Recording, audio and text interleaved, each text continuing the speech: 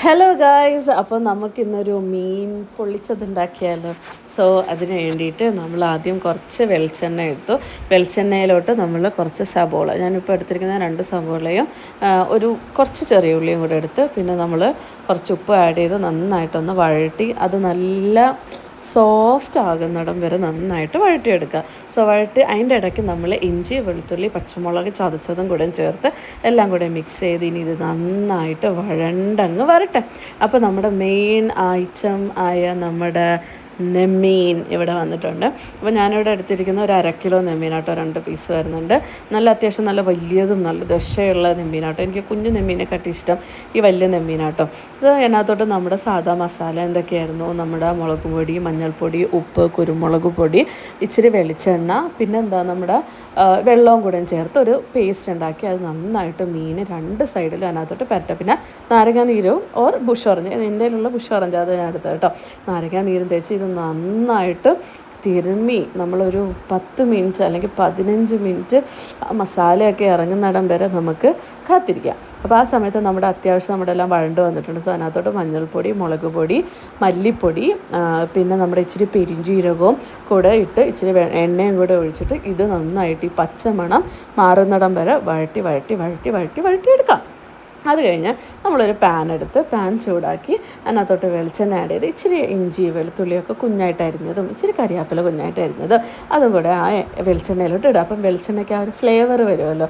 അത് കഴിഞ്ഞിട്ട് നമ്മുടെ ഈ മസാല പുരട്ടി വെച്ച് നമ്മുടെ സ്വന്തം മച്ചാന എടുത്തിട്ട് നമുക്കിനി ഒന്ന് ഫ്രൈ ചെയ്തെടുക്കാം. ഒരുപാട് കട്ടിയാകുന്നുണ്ടൊന്നും ഫ്രൈ ചെയ്യേണ്ട കേട്ടോ. ഒരു മീഡിയം കട്ടിയാകുന്നിടം വരെ, അതായത് പൊടിഞ്ഞു പോകാത്തൊരു പരുവുണ്ടല്ലോ, അവിടം വരെ ഒന്ന് നമുക്കൊന്ന് 2 സൈഡും ഇതാക്കിയെടുക്കാം. അപ്പോൾ ആ സമയത്ത് അവിടെ നമ്മുടെ മസാലയുടെ പച്ചമണമൊക്കെ മാറിയിട്ടുണ്ട്. സോ അതിനകത്തോട്ട് ഒരു തക്കാളി ആഡ് ചെയ്ത് കൊടുക്കുക. തക്കാളിയും ഇനി നന്നായിട്ട് വഴണ്ട് വരട്ടെ. നമ്മളൊന്ന് അടച്ച് വെച്ച് വേവിച്ചാൽ മതി. അടച്ച് വെച്ച് വേവിക്കുമ്പോഴത്തേക്ക് നന്നായിട്ട് ഇത് അതിനകത്തുനിന്ന് നെമ്മീനകത്തുനിന്ന് നെയ്യെല്ലാം കണ്ട വൈറ്റ് കളർ വരുന്നുണ്ട്. നെയ്യെല്ലാം ഇങ്ങനെ പുറത്തോട്ട് വരുന്നുണ്ട്. സോ നെയ്യും വെളിച്ചെണ്ണയും ഇതെല്ലാം കൂടെ ചേർന്ന് ഒരു വല്ലാത്തൊരു മണമാണ്. ആ സമയത്ത് നമ്മൾ എന്ത് ചെയ്ത് നമ്മുടെ തക്കാളിയൊക്കെ ഏകദേശം ഉടഞ്ഞു വന്നിട്ടുണ്ട്. അതിനകത്തോട്ട് നമ്മൾ തേങ്ങാപ്പാലും ഇച്ചിരി കറിവേപ്പിലയും പച്ച വെളിച്ചെണ്ണയും കൂടെ ഇട്ട് കണ്ട ഈ ഒരു പരുവം നല്ല കുറായിരിക്കുന്നുണ്ടോ. അതിനകത്തോട്ട് നമ്മുടെ ഏകദേശം അത് ഓൾമോസ്റ്റ് സെറ്റ്. നമ്മളൊരു വാഴയില എടുത്ത് അതൊന്ന് ജസ്റ്റ് ഒന്ന് തീക്കകത്തൊന്ന് വാട്ടിയെടുത്ത് അതിന് നമ്മൾ ആദ്യം ലെയർ സെറ്റ് ചെയ്തു. ആ ലെയറിനകത്തോട്ട് നമ്മുടെ പൊരിച്ച മീനെടുത്ത് വെച്ച് കൊടുത്തു.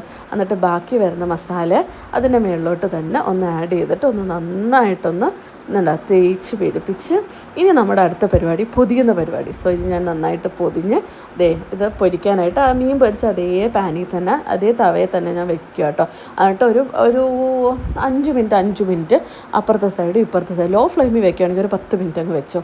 എന്നിട്ട് ഈ തേങ്ങാപ്പാലെല്ലാം ഈ മീനിനകത്തോട്ട് ഇറങ്ങി ഒരു വല്ലാത്തൊരു മാജിക്കായിരിക്കും ആ സമയത്ത് കേട്ടോ. പിന്നെ നമ്മളത് നന്നായി തുറന്ന് ചൂടോടെ തന്നെ കഴിക്കുമ്പോഴത്തേക്ക് അടിപൊളി. അത് കഴിഞ്ഞ് ഇത് തുറന്ന് കണ്ടോ, ഇതാണ് നമ്മുടെ മീൻ പൊള്ളിച്ചതോ എങ്ങനെ വേണമെങ്കിലും നമുക്ക് പറയാം. ഈ സാധാ ഇങ്ങനെ നമ്മൾ വലിയ മീൻ കിട്ടുമ്പോൾ സാധാ പൊരിക്കുന്നതിലും മതി ഇങ്ങനെ എന്തെങ്കിലുമൊക്കെ ഒരു സംഭവം ചെയ്യുകയാണെങ്കിൽ കഴിക്കാൻ ഒന്നും കൂടെയും ടേസ്റ്റ് ആയിരിക്കും. ഇത് മാത്രമായിട്ട് കഴിക്കാനിരുന്നാൽ തീർന്നു പോകും ഗൈസ്. അപ്പോൾ ഇത്രയേ ഉള്ളൂ ഗൈസ്. ബൈ.